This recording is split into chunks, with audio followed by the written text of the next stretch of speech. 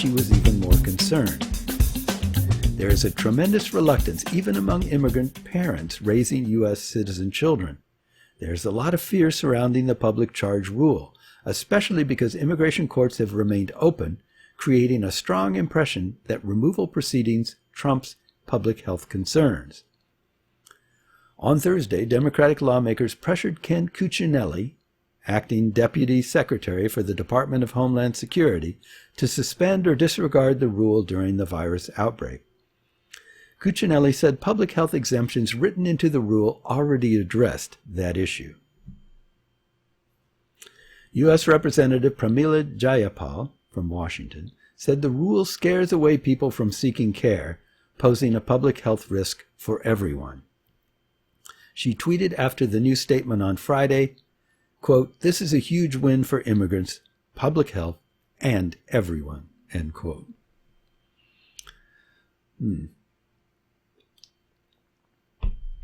My skepticism remains on that one, but we'll see how that turns out. All right, our next article, once again about the coronavirus, is entitled "Coronavirus Epidemic Brings Special Challenges for Immigrants in Urban Areas." Now, we talked a little bit about this a few shows ago, but this is a big problem for everybody living in urban areas, but a lot of immigrants in particular live in these areas. And so they face their own special set of problems above and beyond what other just residents of these areas are facing. So the article reads as follows. Immigrants in urban areas face particular challenges during the coronavirus epidemic. They are more likely to live in crowded housing and use public transportation. Both factors can make them more susceptible to infection. They also tend to have lower incomes than native-born workers, and studies have shown low socioeconomic status can lead to adverse health outcomes. In New York City, immigrant nonprofit organizations are conducting outreach as the threat of the virus grows. On a recent weekday morning in March, about a dozen immigrants and translators gathered at the headquarters of the African Services Committee in Harlem. Franco Torres, head of the legal services, welcomed them.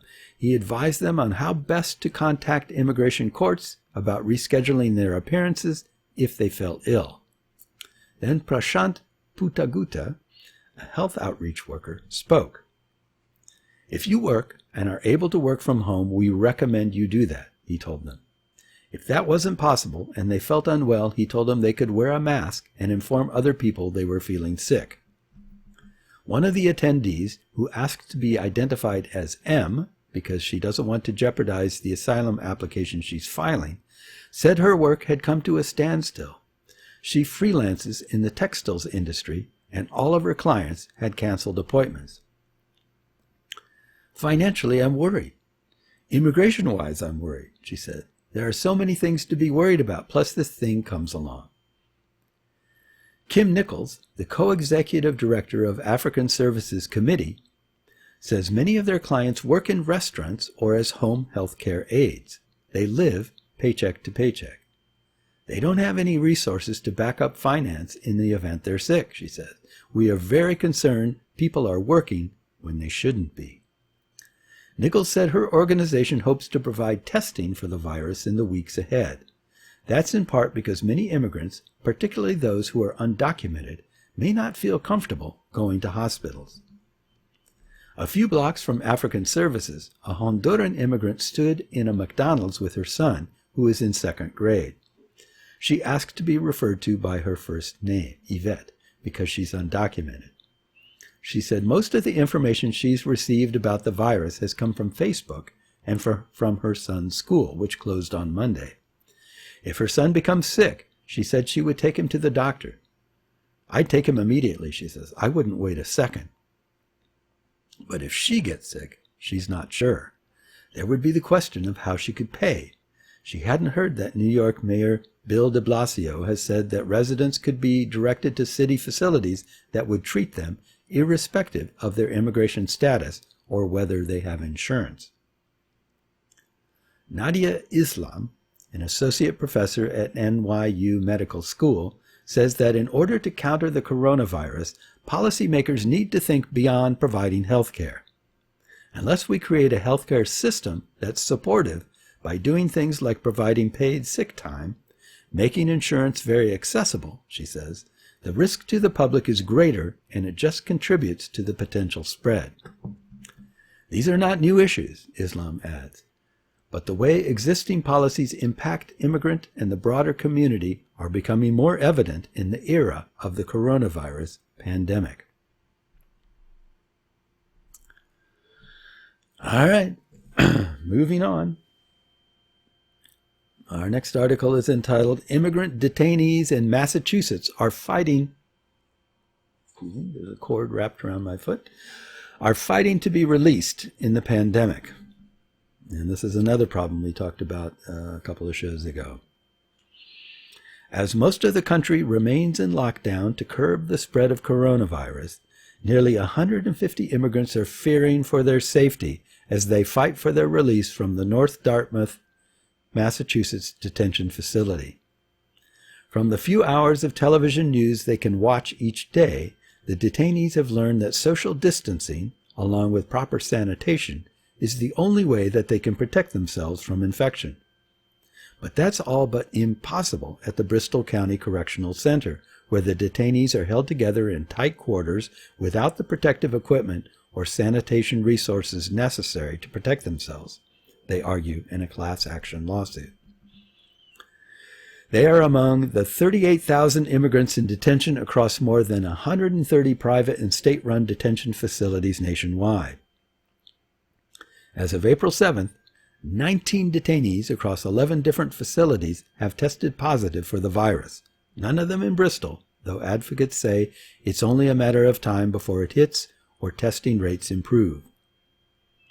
Only after outcry from immigrant advocates did U.S. Immigration and Customs Enforcement recently institute national policies encouraging social distancing in its facilities and provide soap, hand sanitizer, cleaning supplies, and personal protective equipment.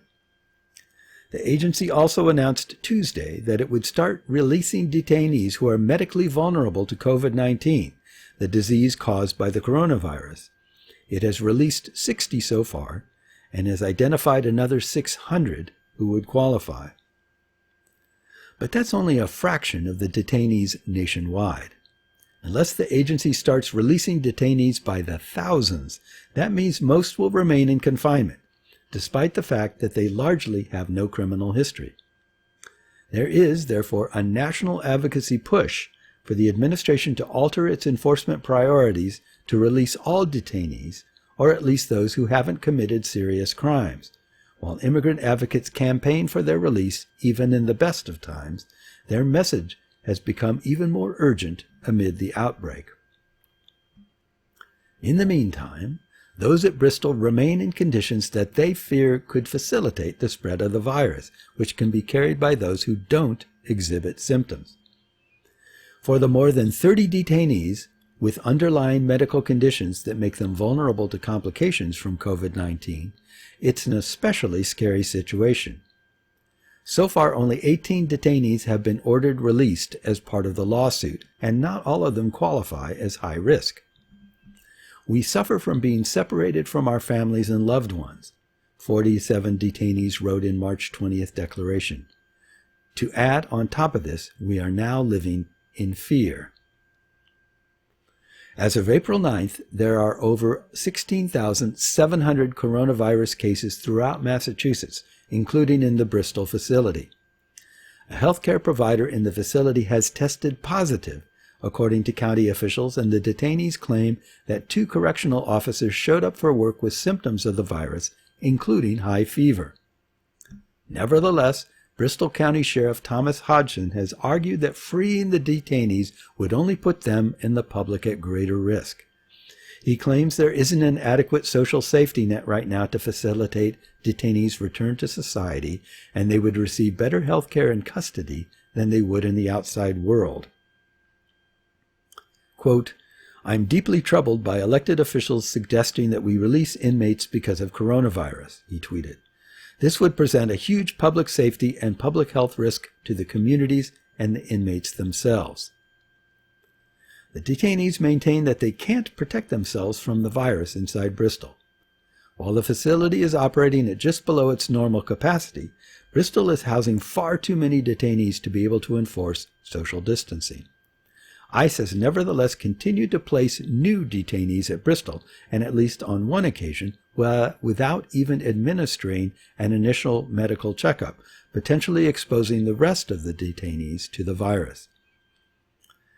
The detainees' living quarters are largely an open plan with no real privacy. Their bunk beds are spaced just 3 feet apart, and the dining tables just inches, far from the minimum 6 feet of distance recommended by the Centers for Disease Control and Prevention. They share a small, poorly ventilated room where they watch movies, access the computer, and hold religious services. Correctional officers have started telling detainees to take their food trays back to their beds to eat, but even then, they're still in close proximity. Detainees who exhibit symptoms of the virus have been put into solitary confinement without adequate medical care. Vanessa Suarez, a deportation defense organizer at the Connecticut Bail Fund, said. While correctional officers and health professionals wear face masks and gloves in the solitary confinement area, where they might come into contact with people who could be infected, they don't wear the same protective equipment in other areas of the building and could potentially expose other detainees. The detainees also have little resources to practice good hygiene. At the outset of the lawsuit, which was filed in mid-March, multiple showers and urinals were out of order. Detainees tasked with cleaning their quarters don't have access to bleach or other disinfectants, just diluted soap. The facility has started wiping down hard surfaces where the virus can survive for days and providing hand sanitizer, but that's little comfort when the disease can so easily spread through respiratory droplets, which are expelled through coughing, sneezing, and even breathing. What's more, correctional officers haven't seemed to appreciate the severity of the threat of the virus, telling detainees that it is nothing more than the flu and communicating little information about how they can help prevent its spread.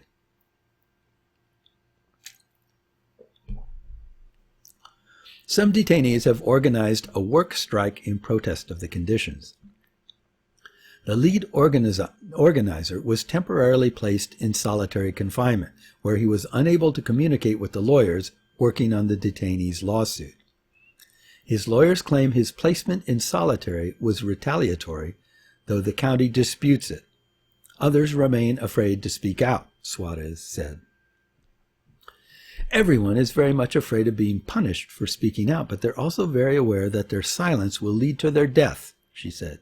Speaking out has always been a fear that those in incarceration have, and for people who have a pending immigration case, it's so terrifying how much they're putting at risk.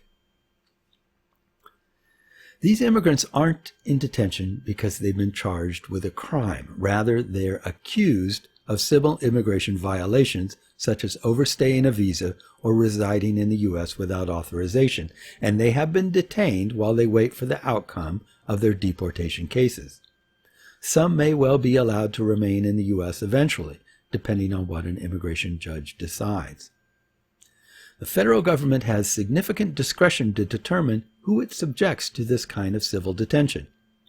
Toward the end of Barack Obama's presidency, he prioritized only those immigrants who had a record of committing serious crimes, releasing others into the interior of the U.S.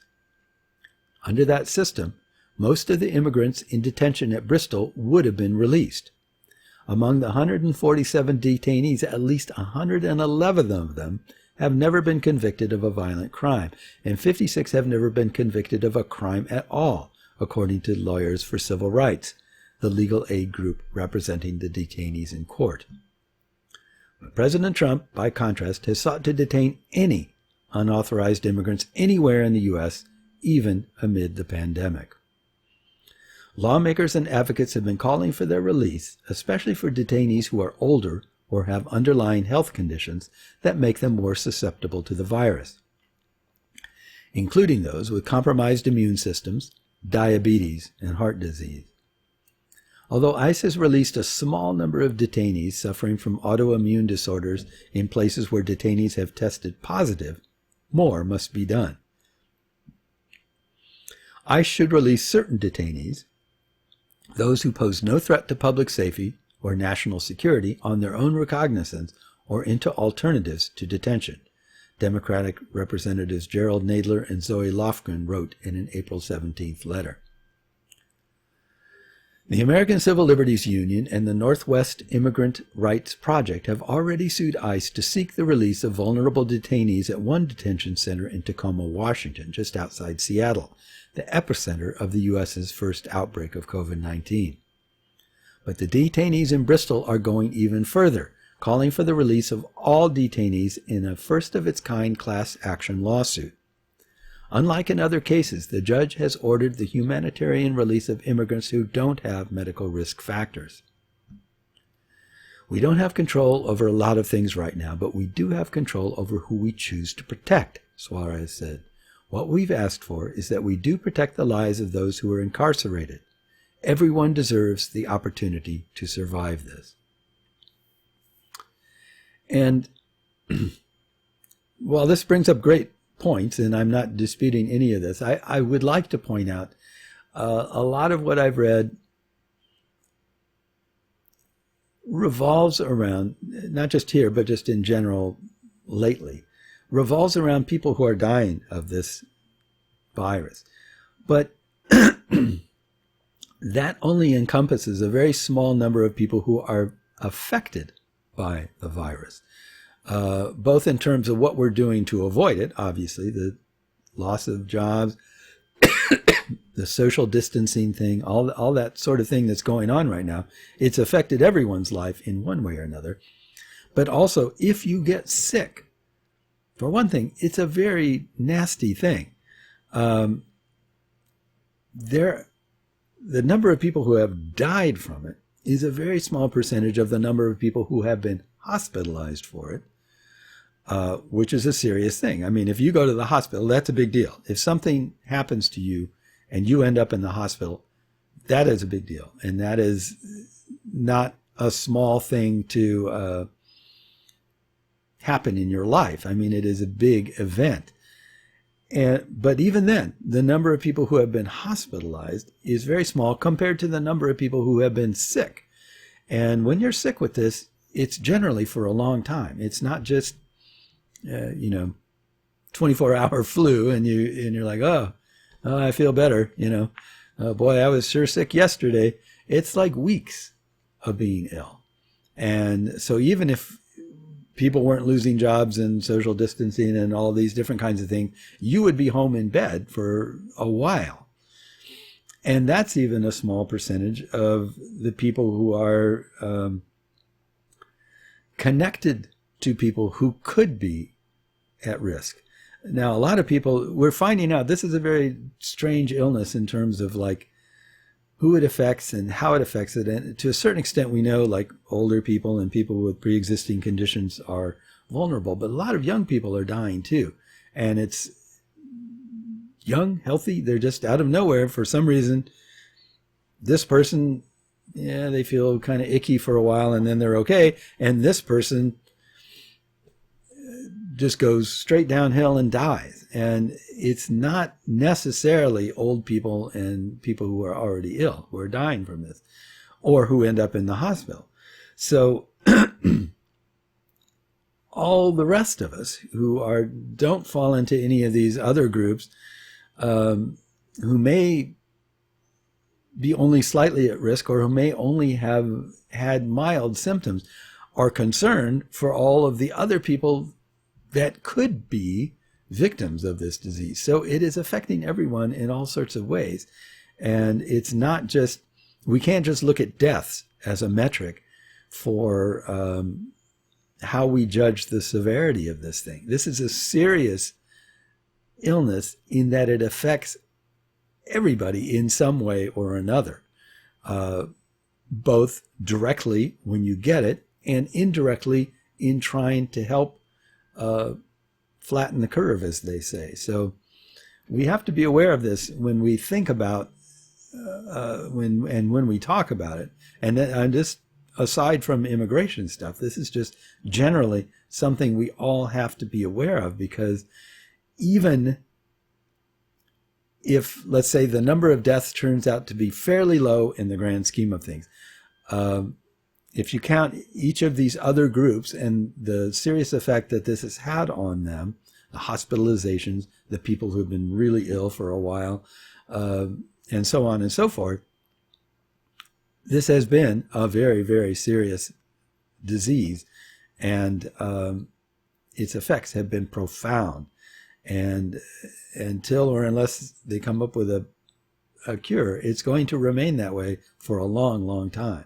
So we have to be aware of this. Everyone needs to be aware of this. Drink more water, too. It won't necessarily help you with the disease, but it'll help you keep talking, and when that's your job, and that is my job here. Okay, this is from the UK.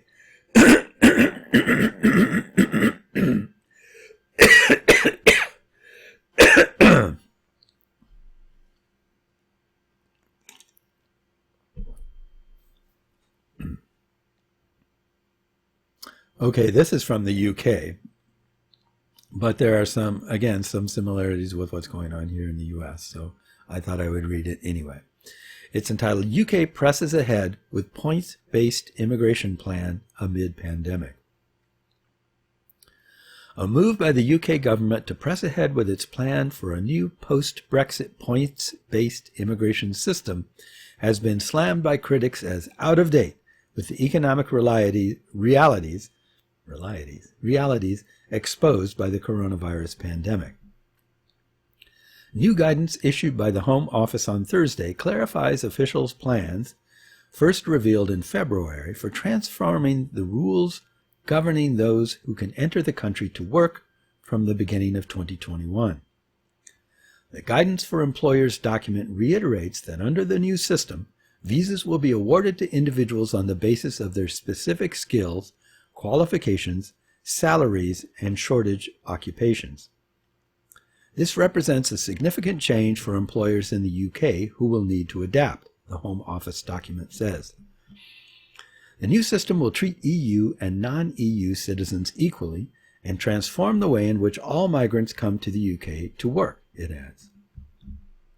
Home Secretary Priti Patel has previously said the new immigration policy was aimed at attracting the brightest and the best to the UK. However, under the plan, there will be no specific entry route into the country for so-called low-skilled workers, the likes of whom have been thrust to the front line of the coronavirus outbreak in recent weeks as delivery drivers, farm and supermarket workers, home care assistants, hospital porters, and cleaners. The Home Office document says specific initiatives for National Health Service workers are in the pipeline, as well as for scientists and graduates, with foreign nationals making up more than 13% of the NHS workforce. But critics of the point-based scheme say it fails to account for the need for workers from abroad to fill essential jobs in an array of other sectors, and threatens to result in widespread staff shortages. Moreover, they argue, the impact of coronavirus in revealing the critical importance of so-called low-skilled workers throughout the UK is reason enough for the entire plan to be scrapped. It is becoming more and more apparent that the immigration system, as it was designed and published weeks ago, is just not fit for this economy, says Sophia Walpers, a Brexit and immigration policy specialist at the not-for-profit business advocacy group London First. The coronavirus crisis has shown how many of the roles deemed to be lower skilled are vitally important to the UK economy as a whole, she added. Citing the example of workers in the food processing and logistics industry, as well as the home care sector, Walper said the deadly COVID-19 pandemic had put such positions' value into the spotlight. Foreign nationals currently make up about a sixth of England's 840,000-strong care sector workforce, while some 20% of workers in the UK's agriculture sector come from overseas. Right now, they are some of the ones working hardest to make sure we all stay alive, Walpers said. So the Home Office publishing the guidelines for employers today is really putting the emphasis on how out of date their thinking is regarding what the economy really needs. Tom Hadley, Director of Policy and Campaigns at the Recruitment and Employment Confederation, meanwhile, called for officials to rethink their plans and review what jobs are the most important in British society. It's a good time to refresh the underlying assumptions that actually underpin a lot of the government's plan on immigration, Hadley said. It's a blunt instrument to talk about the brightest and the best, he added. From carers and cleaners to retail workers and drivers, the current crisis is showing us how much we depend on people at all skill levels. And I might point out that we have the same situation here in the U.S., and in a more general sense, this experience is really showing us how much we depend on people that do what we tend to call low-skill jobs. Low skill in the sense that maybe it doesn't take years of education or complex training in order to do these jobs, but they are very important. For example, grocery store. It doesn't take a whole lot of education to stock shelves, but somebody's got to do it. And when you go to the store and you want to get some food, there's only food on the shelves if somebody's putting it there. There's only food in the store if somebody's delivering it there. There's only food being sent if somebody's growing it and harvesting it. So all the way down the line, you have armies, whole armies of people in these low-skilled jobs that are doing the work that is keeping us all alive right now, that's keeping us fed, that's keeping us healthy, that's keeping us safe. And these people, in the meantime, are not so safe. They are not necessarily in safe conditions, and they are not being compensated in any way for the risks that they're taking. So all in all, we really need to rethink how our notions of hierarchy. Certainly, there are some jobs that require, like a doctor, for example, is a job that requires a lot of training, years of education and practice before you're qualified to do this work.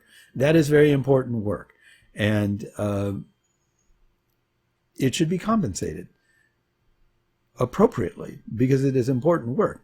But it is no less important to do all the things that, from cleaning to carrying things, to stocking things, to growing things, to picking things. All those things are also important. All jobs are important. All work is important. All people are important. All workers are important. And it is important that we, important, I'm using that word a lot, but it is really vital that we recognize this and take a fresh look at how we treat people and how we value what they do. And I have run out of time here. I thank you for joining me for CU Immigration here on WRFU and UPTV. And I hope that you can stay well, and we'll see you soon. Bye-bye.